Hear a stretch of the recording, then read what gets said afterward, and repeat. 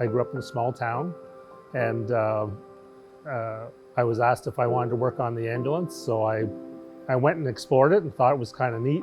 Back in those days, you could actually work on the ambulance with first aid CPR, an F license, and that's what I did. And I continued doing that for 12 years. 911 wasn't even in the town where I grew up at that time. I was an 18-year-old that actually had to answer the phone when someone called the 7-digit number. I had to call and take the call and then respond on the call. That's the way it worked back then. They've changed so drastically. The equipment and the training that the staff have is light years ahead of where it was when I got into the business. We now have the stretchers with lift, so we don't have to lift patients, so it cuts down on back strains and injuries for staff.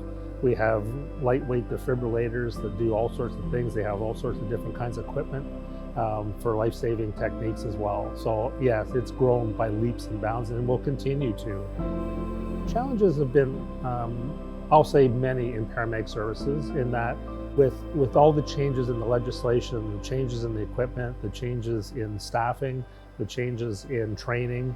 We went from a 1-year paramedic program to a 2-year paramedic program where we actually didn't have graduates for a year. That was really tough when services were trying to expand.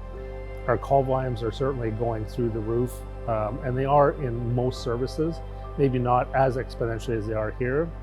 We have the issues of offload delay.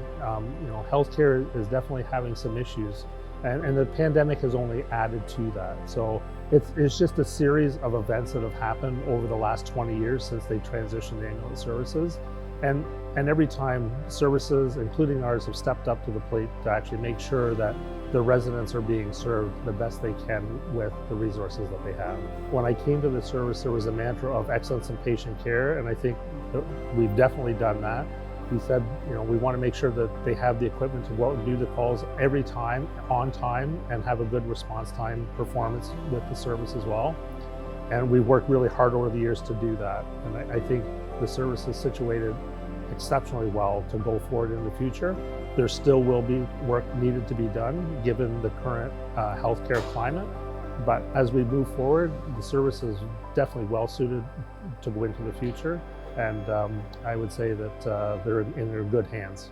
The thing I think I'll miss the most is actually the people that I work with, and whether that's from a corporate perspective, but definitely from a service perspective.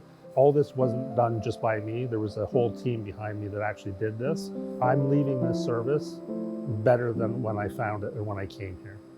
And that was always my goal.